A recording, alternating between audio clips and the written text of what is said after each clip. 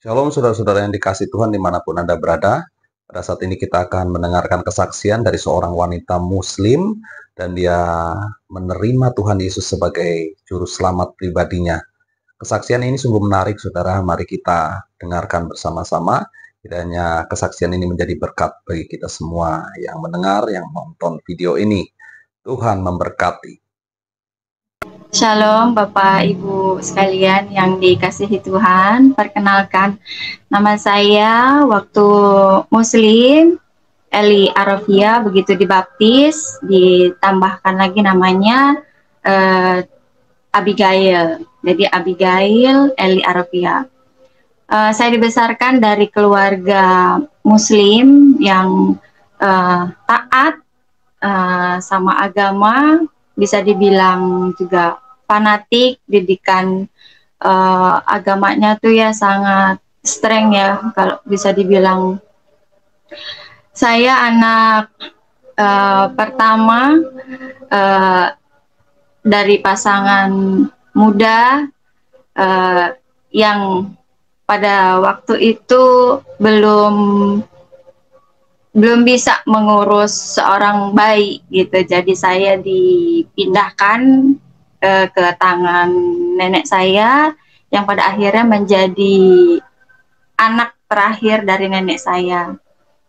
Saya jadi anak ke-9, anak terakhir. Puji Tuhan, saya bersyukur Tuhan menempatkan saya di rumah nenek saya yang didikan agamanya itu sangat kuat. Kalau saya bilang, saya banyak mendapatkan pendidikan dari rumah nenek saya.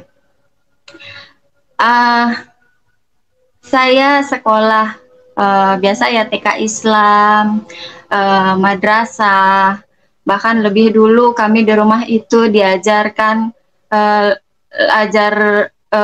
baca Al-Quran daripada baca ejaan Ibu Budi. Jadi lebih dulu kita baca Iqra. Nah, saya kelas 5 SD itu sudah ngajar ngaji. Di rumah kami punya taman pendidikan Al-Quran yang untuk anak-anak sekitar tetangga. Nah, itu gratis. Murid saya ada sekitar 30 sampai 50 orang gitu. Kalau sore saya ngajar Iqra, baca Al-Quran, bahkan ibu-ibu juga ikut belajar di rumah kami. Nah, SD sudah mengajar, nggak cuma di rumah, di Taman Pendidikan Al-Quran, di masjid. Saya juga ikut andil, ikut belajar, ngajar anak-anak juga, sampai SMP. Makin bertambah usia, saya makin terbeban dengan apa yang saya ajarkan ke murid-murid saya. Saya berpikir gini, saya harus mengerti dulu apa yang saya ajarkan ke murid-murid saya. Misalkan saya ngajar baca Al-Quran, oke lah, mereka bisa ikutin saya, tapi saya harus tahu dulu apa yang saya ajarin. Saya harus tahu dulu isi Al-Quran, apa yang saya ajarin, sehingga saya dulu yang pintar, baru saya memuridkan murid saya yang juga harus pintar gitu. Nah, rasa kritis dan rasa keingintahuan besar saya terhadap agama pada saat itu adalah titik awal dari, kalau keluarga saya bilang itu bibit-bibit murtad. Saya dibilang ini anak bibit-bibit murtadnya udah kelihatan dari kecil, padahal saya nggak ngerti. Saya cuma ingin bertanya gitu, ingin tahu lebih dalam apa sih ini gitu yang saya pelajarin, saya ajarin ke anak-anak ini apa, soal apa gitu. Ternyata memang tidak boleh terlalu banyak bertanya di agama kami yang dulu, tidak boleh terlalu kritis, tanya terlalu dalam, pokoknya intinya kamu ikutin aja, kamu nurut aja, ya udah ngajar baca aja, nggak perlu tahu, isinya juga nggak apa-apa, kamu udah masuk surga. Hati kecil saya rasa berontak gitu, enggak, saya harus ngerti gitu, saya harus paham gitu. Makin banyak hal-hal yang saya pertanyakan tidak terjawab, hasilnya malah bulian, malah pukulan. Nah, itu udah makanan sehari-hari gitu. Misalkan hal-hal sepele aja. Pada saat kita nonton TV, kan suka ada tuh film saat Isra Mi'raj, saya tanya, itu kenapa ada onta berjalan, tapi satu kenapa nggak ada orangnya, kenapa hanya ada tulisannya aja? Itu saya langsung dipukul. Kamu nggak boleh bertanya seperti itu gitu. Itu junjungan kita gitu. Oh ya oke. Kenapa tapi gitu? Kenapa nggak ada orangnya? Saya pengen tahu gitu. Hal-hal seperti itu tidak boleh. Seperti halnya misalkan, kenapa uh, uh, Nabi kita selalu di apa, disanjung gitu. Kenapa harus disanjung? Saya seperti ya, namanya juga anak kecil ya, pertanyaan polos gitu, rasa keingintahuannya. Kenapa? Padahal bukankah kita harus menyanjung Allah Subhanahu wa taala gitu. Kenapa harus malah lebih ke nabi gitu. Itu tidak boleh seperti itu. Saya begitu di-cut pertanyaan-pertanyaan seperti itu dengan pukulan, saya langsung diam gitu. Ya, namanya juga anak kecil gitu. Saya makin tumbuh besar, makin terus mengajar, mengikuti apa kata orang tua, tapi makin bertambah besar juga makin banyak tuntutan. Saya sebagai guru ngaji harus berpakaian selayaknya muslimah, tertutup rapat, pakai hijab syar'i yang panjang, pakai kaos kaki, kalau perlu pakai sarung tangan yang cuma kelihatan ujung jarinya itu. Itu jadi pertanyaan saya lagi, kenapa saya harus berpakaian seperti ini gitu. Bukankah pakaian saya baik-baik saja, masih wajar?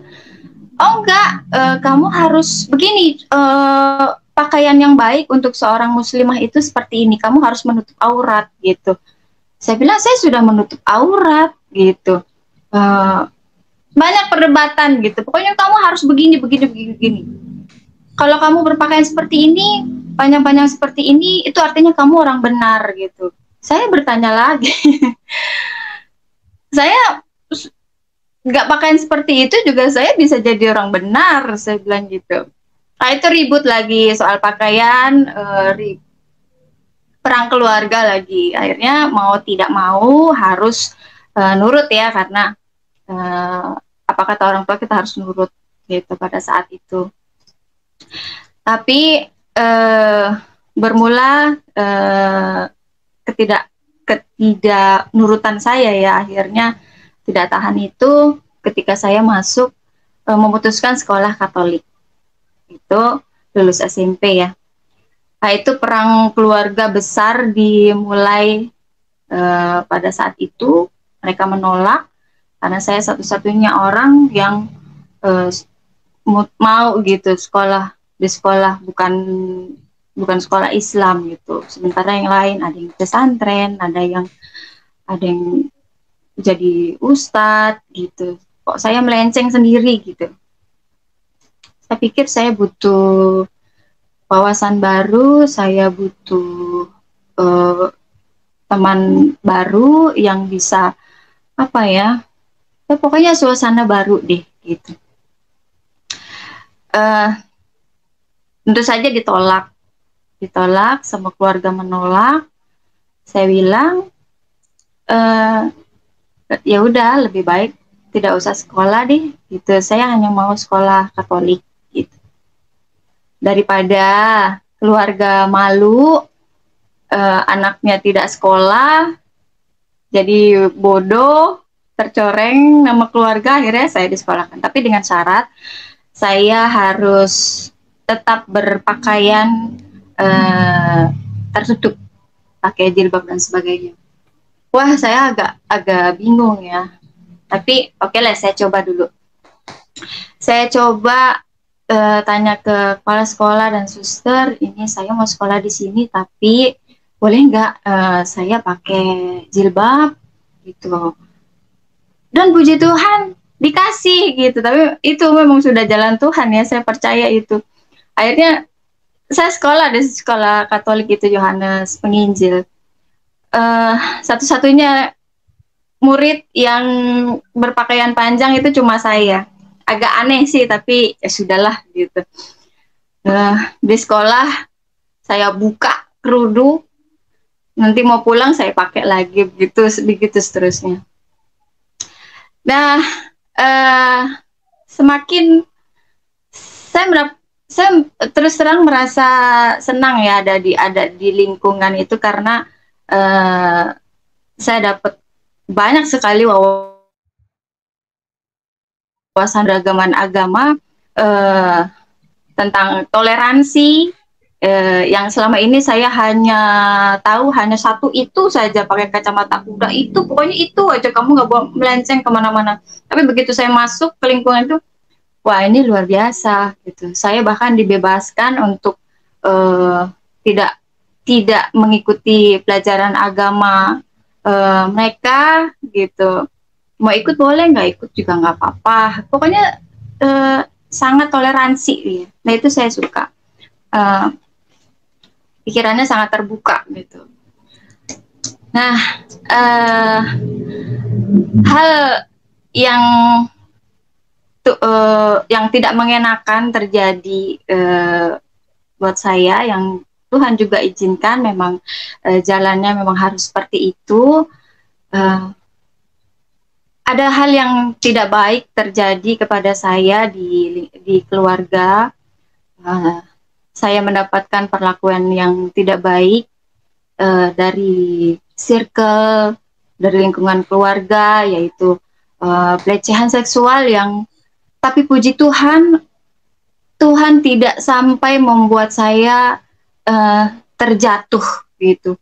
Tuhan meloloskan hal itu. Saya bersyukur sekali, tapi Tuhan mengizinkan hal itu terjadi. Itu ada alasannya. Dan hal seperti itulah yang membuat saya makin percaya Tuhan pada akhirnya.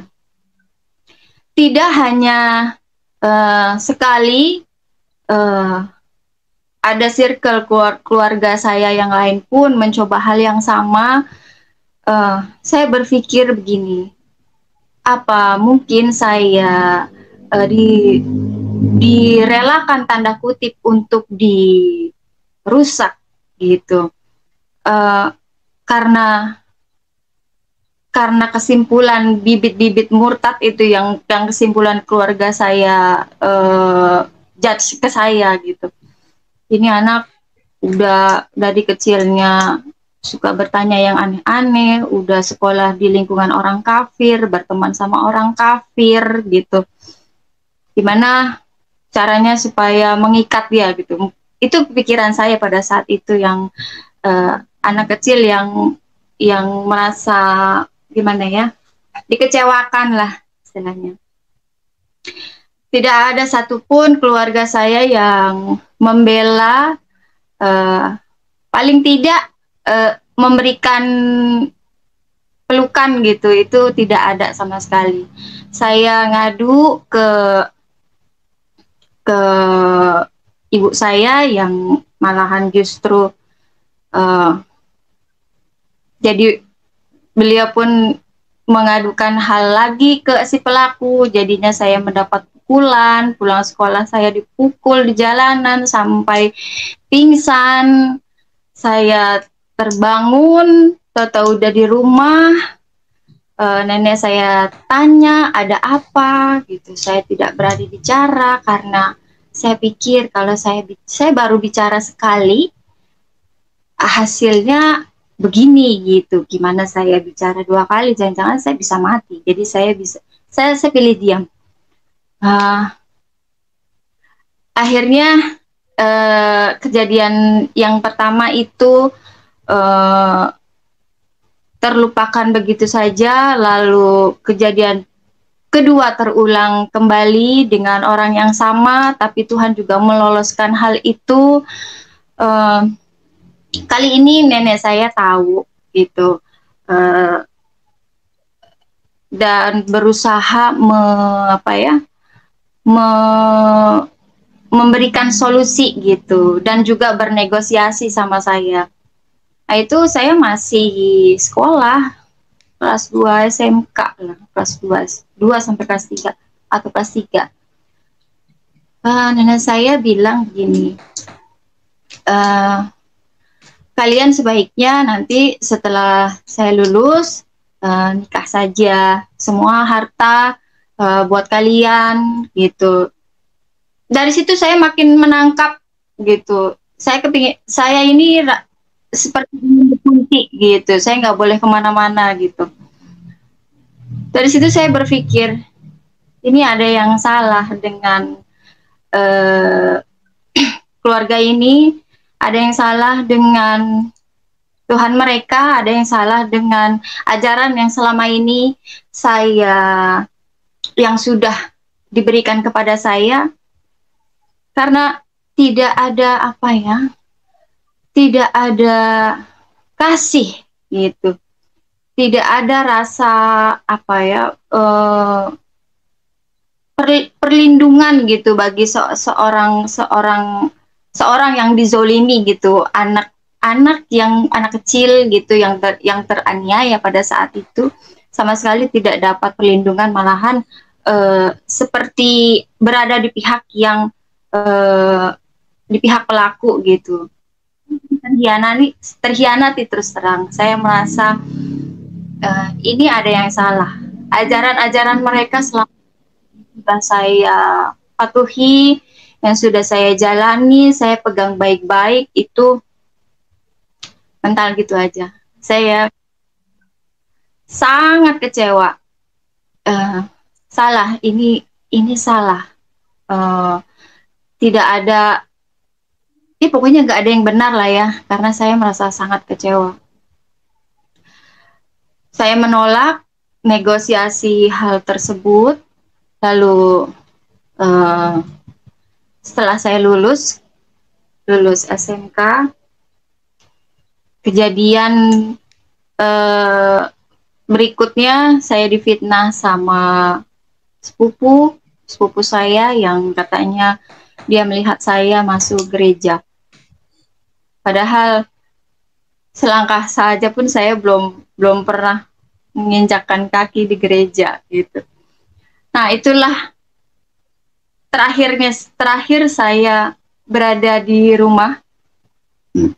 Saya tidak dikasih kesempatan untuk membela diri, diusir.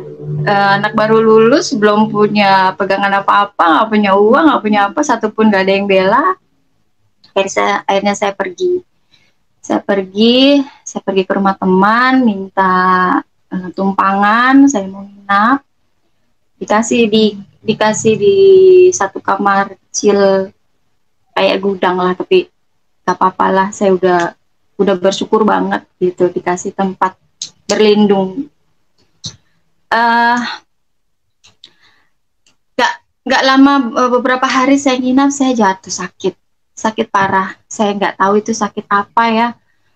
Tubuh saya melendung-melendung dari muka sampai kaki, itu seperti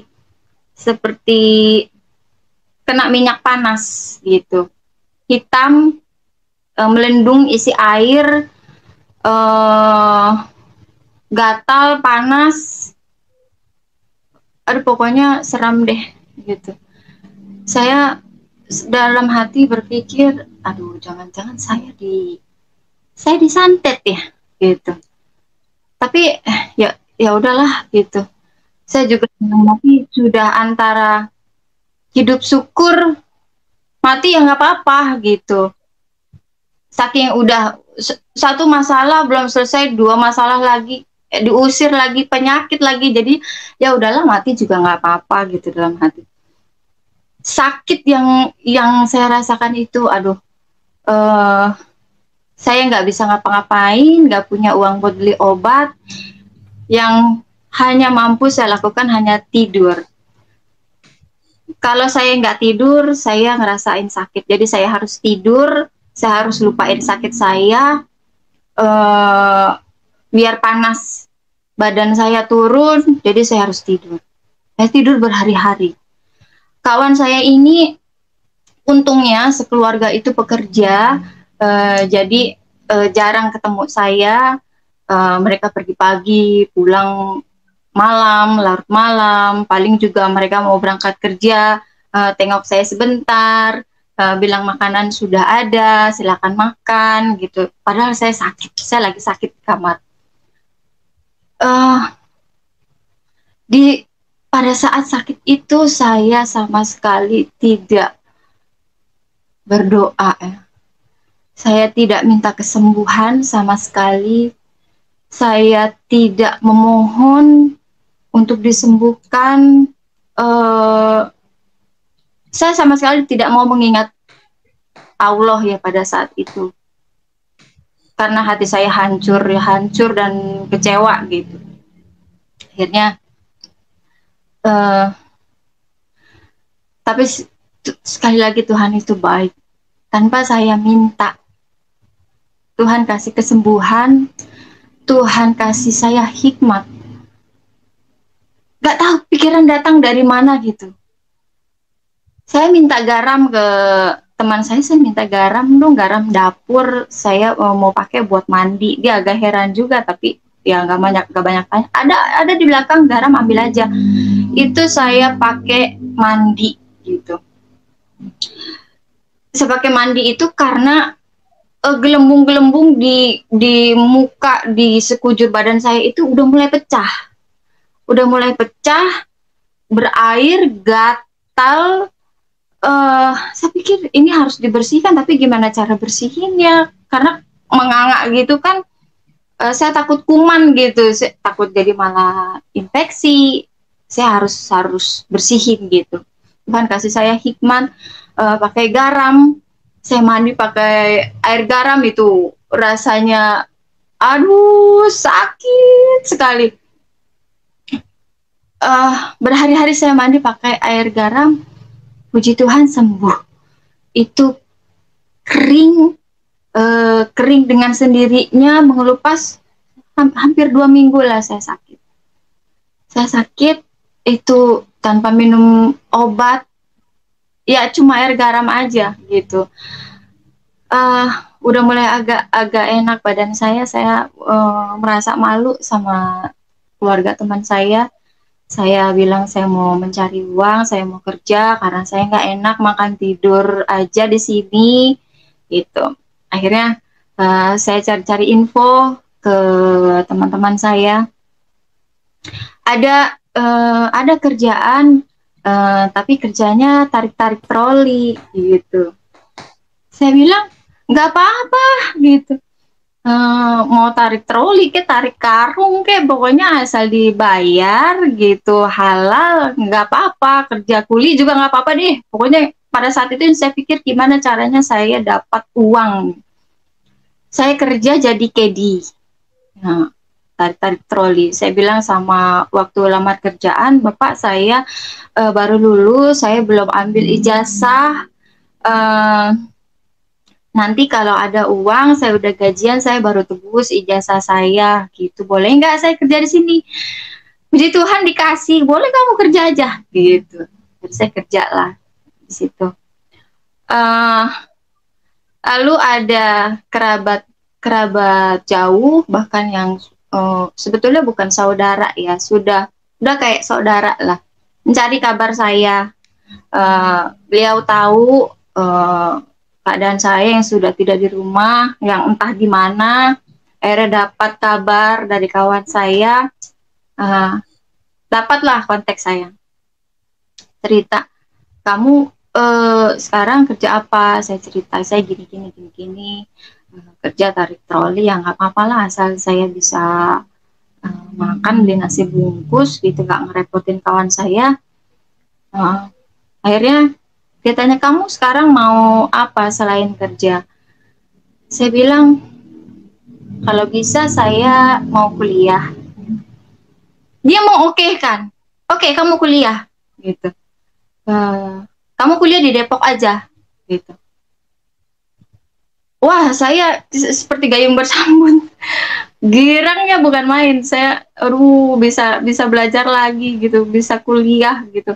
Akhirnya saya berhenti kerja, saya pindah tinggal di Depok, saya kuliah.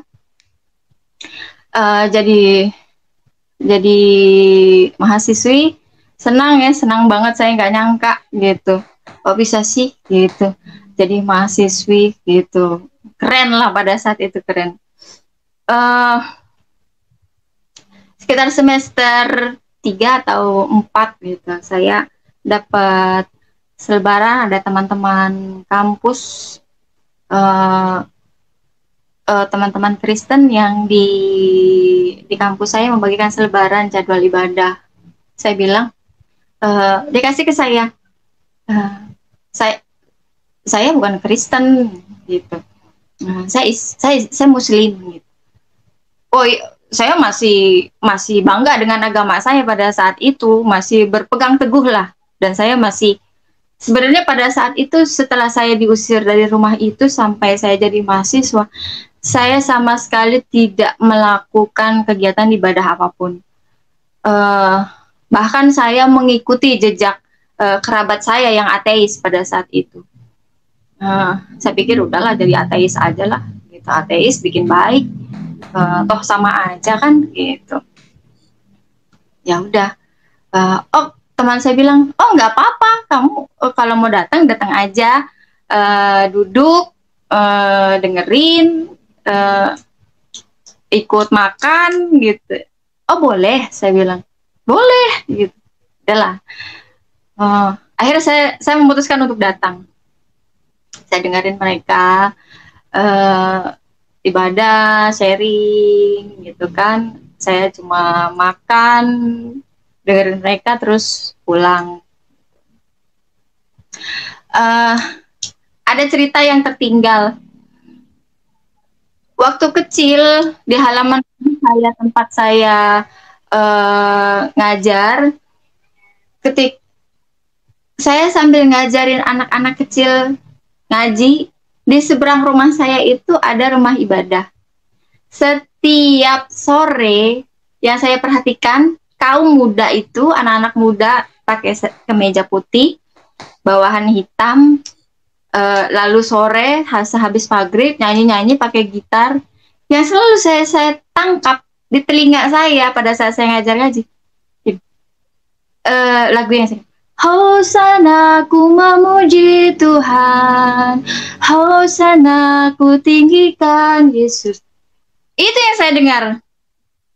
Tapi ternyata pujian itu melekat ya. Dan itu saya yakin bekerja gitu. Balik lagi ke saya jadi mahasiswi, setelah saya ikut datang, mencoba datang, tapi ya saya pikir ya kayak nggak ada apa-apa, nggak ada rasa apa-apa gitu. Lalu pada suatu malam, sekitar jam 7 habis maghrib deh. Ini udah masuk semester 4. Saya merasa kok jadi saya jadi kayak kepengen ke gereja beneran gitu. Saya teringat fitnahan sepupu saya yang mau fitnah saya masuk gereja, ternyata jadi rema ya buat saya. Saya jadi kepengen ke gereja beneran gitu. Akhirnya oke lah, saya ke tukang Gojek, Bang, antarin saya ke gereja. Ke gereja yang mana nggak tahu, pokoknya gereja deh gitu. Dianterin lah gereja di pedalaman di Jagakarsa. Masih gelap pada saat itu, saya pikir aduh Tuhan, moga-moga saya nggak dibawa kabur tukang ojek.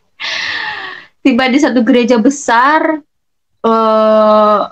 begitu saya masuk, saya merasa wow, bagus ya gerejanya gitu, besar sekali, orang-orangnya ramah sekali, semua saya senyum sama saya gitu, kayak welcome sekali gitu.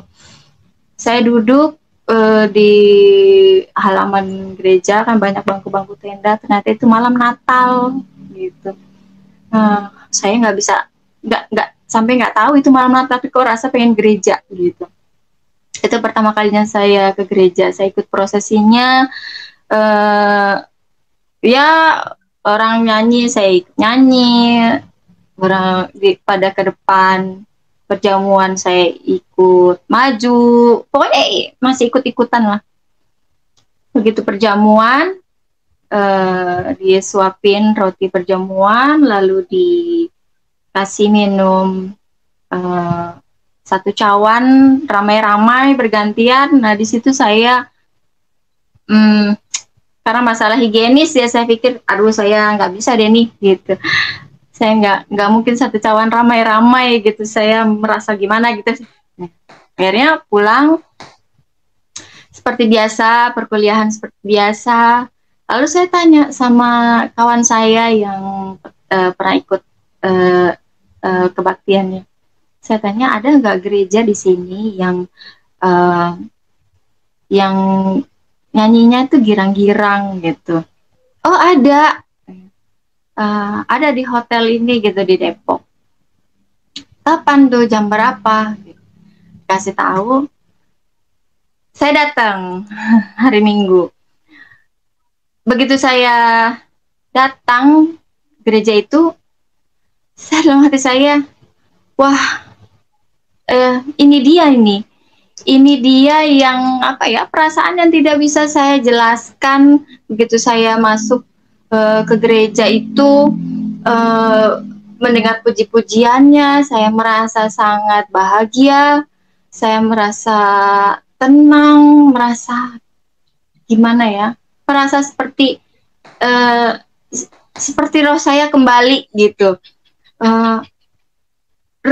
rindu gitu, perasaan rindu saya seolah-olah terjawab gitu.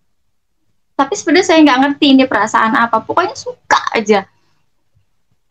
Mulai hari itu dan seterusnya, hari Minggu adalah hari yang paling saya tunggu-tunggu. Kapan sih hari Minggu gitu? Saya mau gereja, saya udah planning gereja nanti pakai baju ini. Pokoknya gimana ya, kayak ada perasaan kayak orang jatuh cinta gitu. Ada jatuh cinta sama sesuatu yang baru tapi tidak bisa dijelaskan gitu. Hal yang saya nantikan, saya kan cepet dong hari Minggu saya mau gereja gitu. Padahal nggak ada yang saya temuin di gereja, saya nggak punya teman barengan ke gereja, nggak. Pokoknya saya mau gereja aja. Ada rasa asik gitu. Akhirnya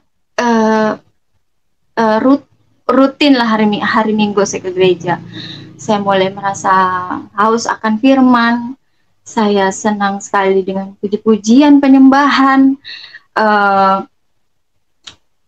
Bahkan saya bisa menangis terseduh-seduh tanpa saya tahu maksudnya, tapi saya ada perasaan bahagia, tenang sekali gitu.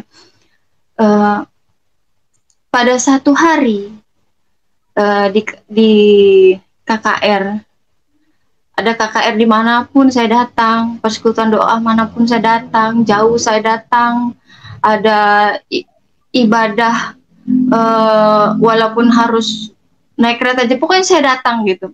Saya pengen tahu sekali ini. Ada satu lagu pujian yang sangat menyentuh hati saya. Lagu pujiannya gini. Aku mengasihi Engkau Yesus dengan segenap hatiku. Aku mengasihi Engkau Yesus dengan segenap jiwaku.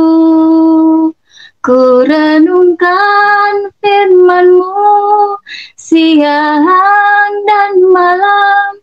Ku pegang perintah-Mu dan ku lakukan. Engkau tahu ya Tuhan, tujuan hidupku hanyalah untuk menyenangkan hati-Mu. Saya itu lagu yang bikin saya tersungkur, yang sangat menyentuh hati saya paling dalam. Pada saat itu saya langsung tahu bahwa hidup saya bukan lagi milik saya. Hidup saya milik Tuhan, dan Tuhan memperkenalkan kepada saya dengan bahasa kasih-Nya. Kasih, gitu. Ketika sepanjang lagu itu diputar, seperti Tuhan mengembalikan seluruh ingatan saya, kepahitan saya masa kecil saya, rasa dendam amarah saya terhadap keluarga, terhadap Tuhan, terhadap dunia, terhadap orang-orang yang walaupun nggak salah, tapi saya marah juga segitu sama mereka. Allah adalah kasih, gitu. Barang siapa yang tidak mempunyai kasih, ya tidak mengenal Allah. Wah, itu seperti film saya seperti menonton film saya sendiri dari kecil sampai kejadian-kejadian itu yang membuat traumatik ke saya. Maksud Tuhan apa? Tuhan suruh saya beresin dulu hal-hal pribadi saya. Rasa dendam saya, rasa kepahitan saya, itu harus diberesin dulu. Jika kamu mencari-cari aku, kamu harus beresin dulu segala masalah kamu yang ada. Baru kamu bisa mengenal aku. Berat gak? Berat. Tuhan bilang, ampuni mereka. Ampuni keluarga kamu, ampuni setiap orang yang sudah menyakiti kamu. Doakan mereka. Saya berontak. Gak bisa, Tuhan, gak bisa. Saya gak sanggup.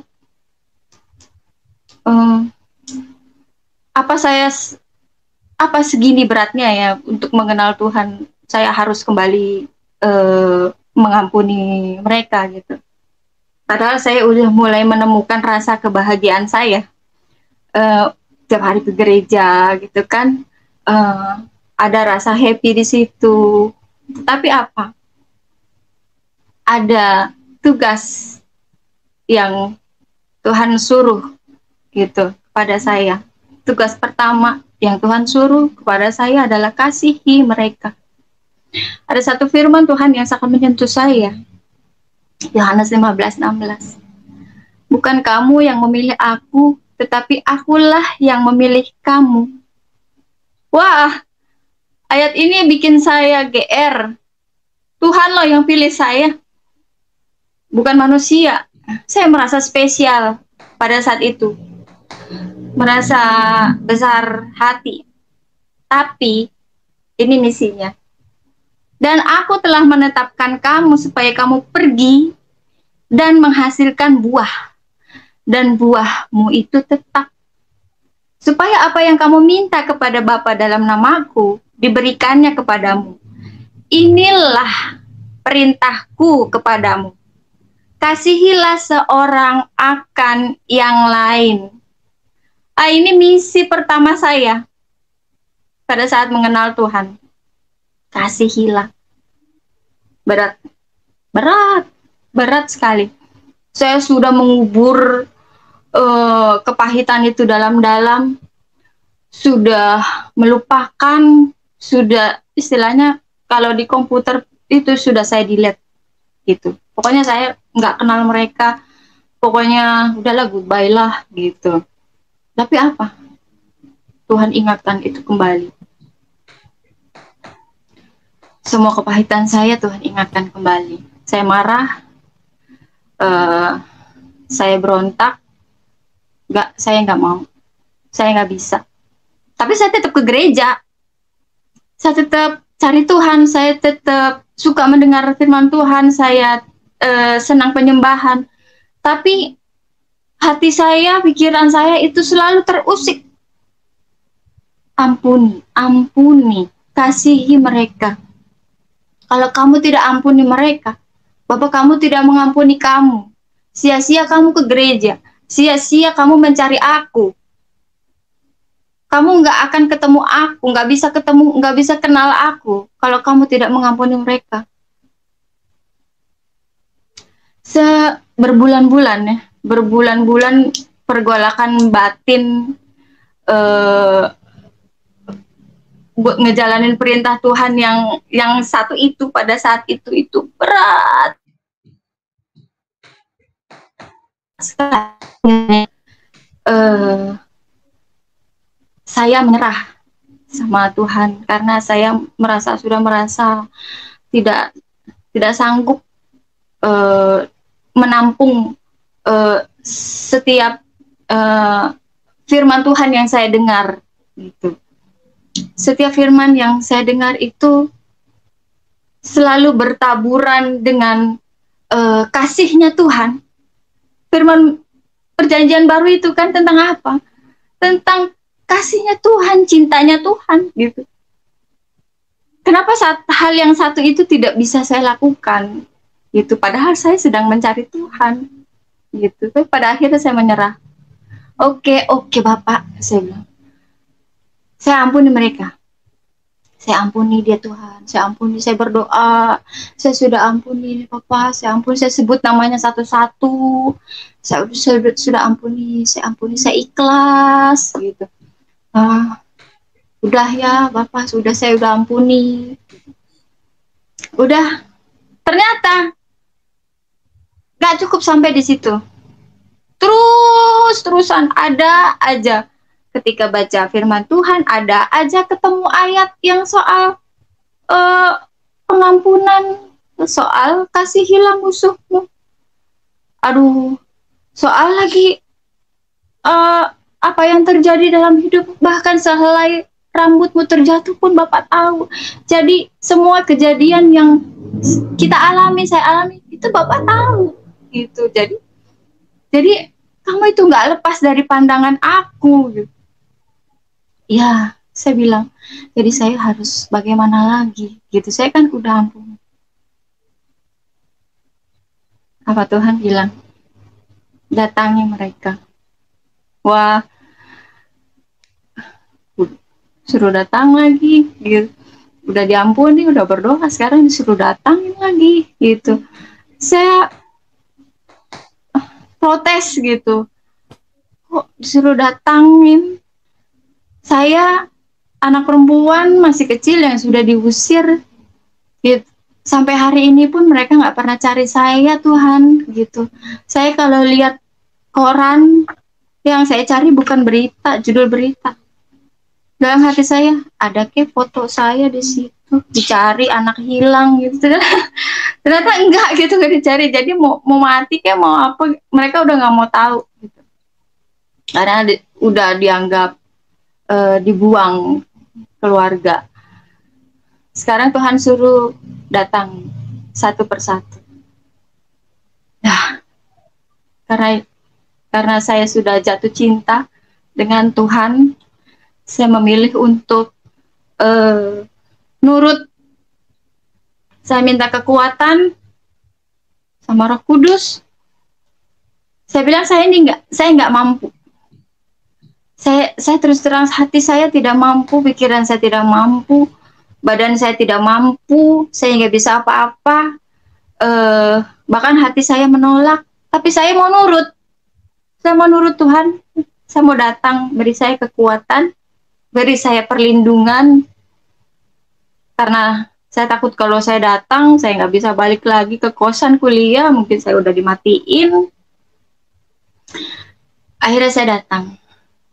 Saya datang ke keluarga, terutama saya datang ke rumah nenek.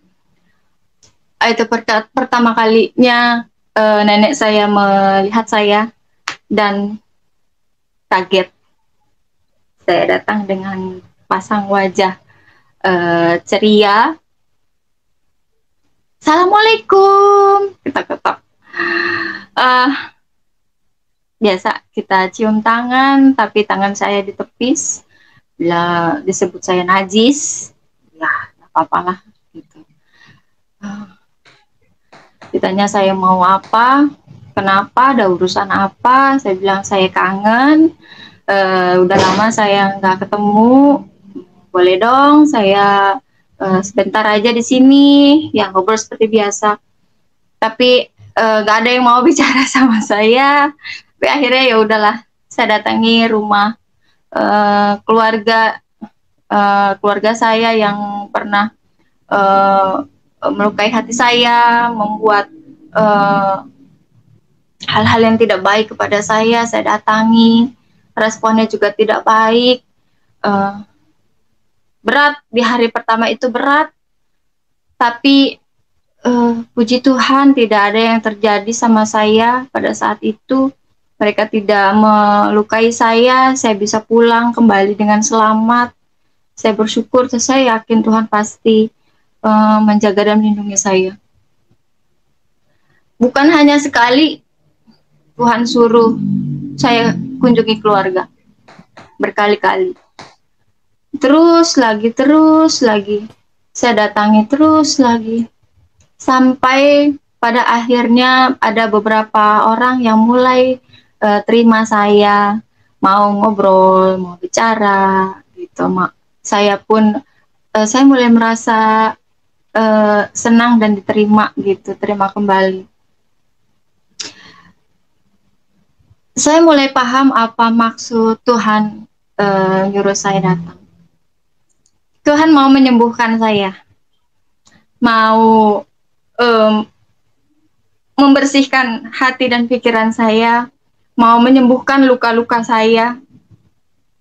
Ketika kita nurut sama Tuhan, Tuhan pasti jaga, Tuhan pasti lindungi, Tuhan pasti sembuhkan. Saya yakin setiap orang punya pergumulan dan permasalahannya sendiri, bahkan aniayanya sendiri, apalagi dari keluarga murtadin. Itu pasti ada satu aniaya dan kesengsaraannya masing-masing.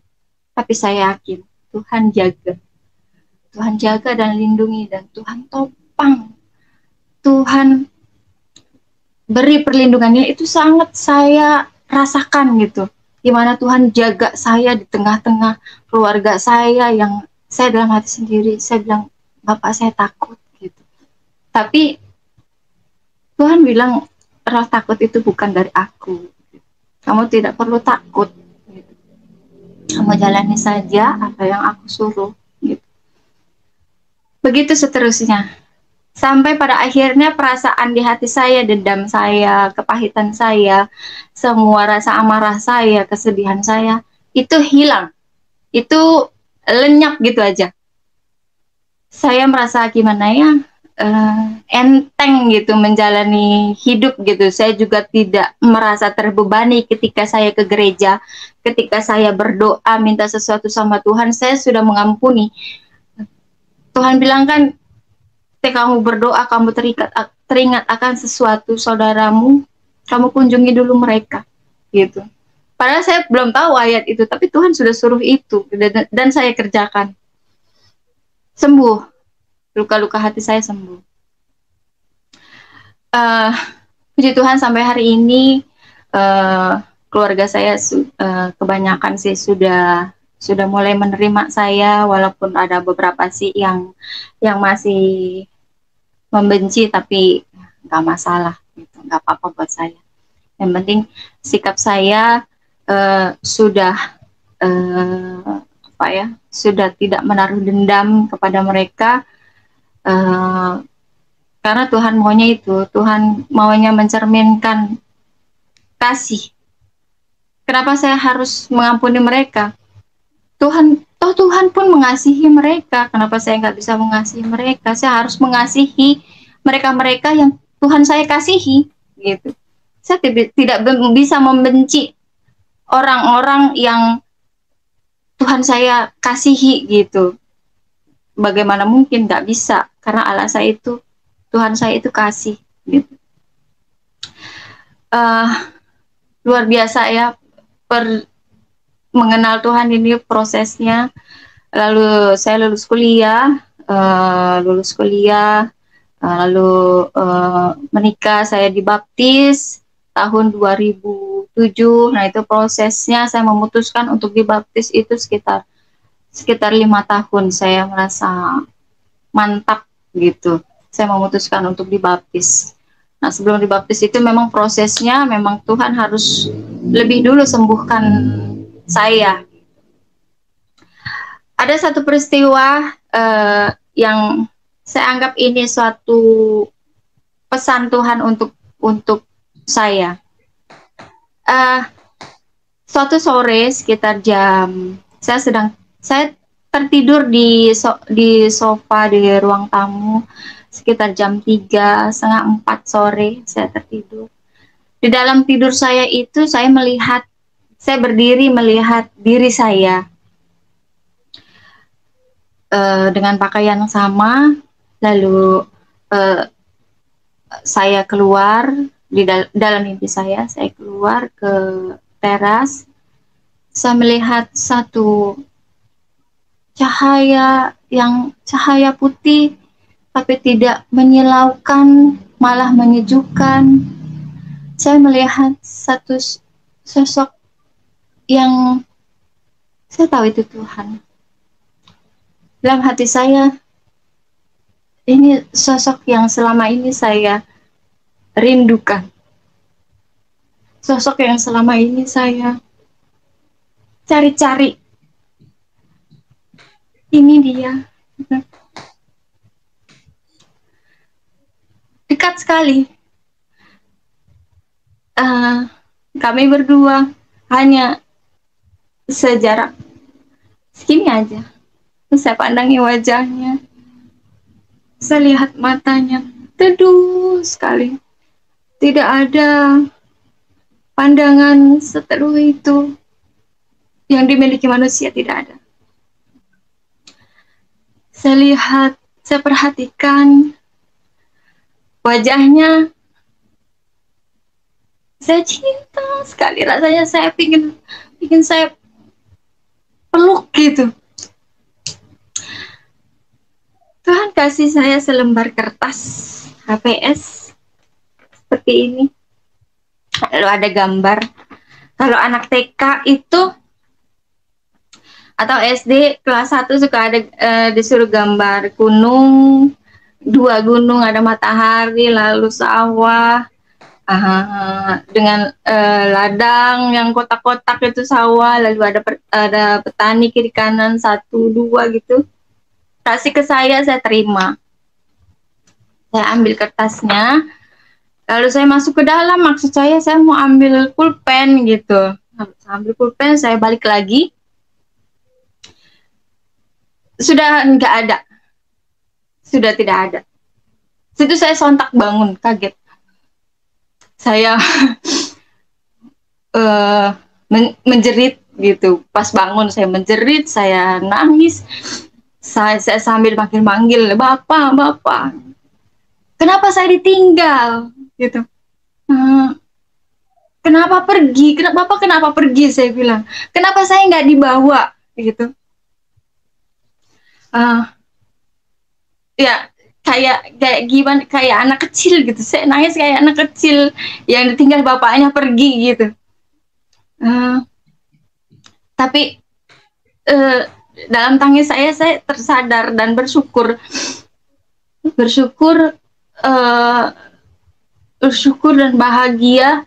Lalu saya teringat eh, dengan kertas yang Tuhan kasih. Saya berdoa, ini maksudnya apa, Bapak? Serta saya berdoa, maksudnya apa ya Tuhan? Itu apa? Tolong jelaskan ke saya nggak ngerti gitu, kertas apa yang Bapak kasih ke saya. Tuhan kasih saya hikmat. Ladang ini loh, ladang tuayan misi yang harus saya kerjakan. Kenapa Tuhan pada saat itu tidak mengajak saya? Karena ada tugas buat saya. Ladang tuayan begitu banyak, tapi petaninya cuma 2 di ladang yang begitu luas. Artinya penuai-penuai sedikit sekali gitu. Dari situ saya berpikir, oh terima kasih ya Tuhan, terima kasih. Ternyata saya masih dikasih tugas gitu. Saya bersyukur sekali sampai hari ini saya masih dikasih kepercayaan Tuhan untuk melayani apapun yang bisa saya layani gitu. Selama itu untuk pekerjaan Tuhan saya senang sekali. Ya puji Tuhan deh, saya merasa bahagia ada di dalam Tuhan gitu. Terima kasih, semoga memberkati.